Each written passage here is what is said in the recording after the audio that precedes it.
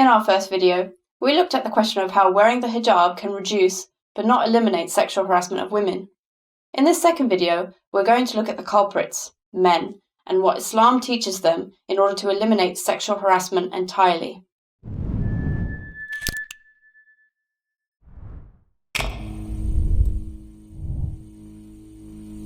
Hello there, peace be on you. My name is Anne-Marie, and welcome to Rational Religion.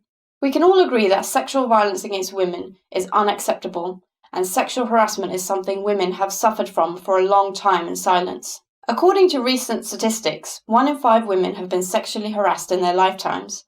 In some parts of the world, as many as 1 in 3 women have been raped. Female sexual violence takes different forms depending on factors such as cultural attitudes, war, and economic instability. But women are still harassed in some of the most gender-equal societies in the world. For example, according to the UN and the Global Gender Gap Index, Norway, a country that had ranked second out of 114 countries in overall gender equality, still has a lifetime physical and sexual intimate partner violence risk of 27%. Islamic teachings provide a solution to this issue and are in contrast to current thinking on this. I'm going to show you today why the Islamic perspective is scientifically supported and why current attitudes on this issue are naive and are tantamount to wishful thinking. Current attitudes towards a Harvey Weinstein or other similar predators is to, quite rightly, condemn them, but not to look at the system that produced them. Even the #MeToo movement, which has swept the world, toppling powerful men in every industry, has failed to highlight the systemic causes that go into the making of a Harvey Weinstein. It isn't enough just to condemn. We have to make sure the system that produces a man like him changes once and for all. Islamic teachings to men address this powerfully. Islam does not make women responsible for sexual violence against them, though, as we discussed in our previous video, it does teach women to take their safety into their own hands. However, if a woman isn't wearing the hijab or headscarf, then that doesn't mean she's asking for it. According to Islam, men are responsible for how they treat women, regardless of how a woman is dressed. How do I know this? Because the Quran actually addresses men first before it addresses women. It tells men first and foremost to control their gaze when out in public, and particularly when engaging with women on a daily basis. The Quran states, "Tell the believing men to lower their gaze and guard their sexual impulses. That is purer for them. Surely Allah is well aware of what they do." Interestingly, the Quran tells men to first control their gaze before telling them to control their sexual impulses. Why is this?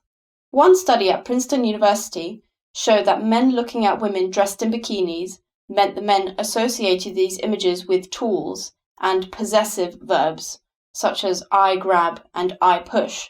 But when the images showed more modestly dressed women, they associated these images with third-person verbs, such as she pushes, she grabs.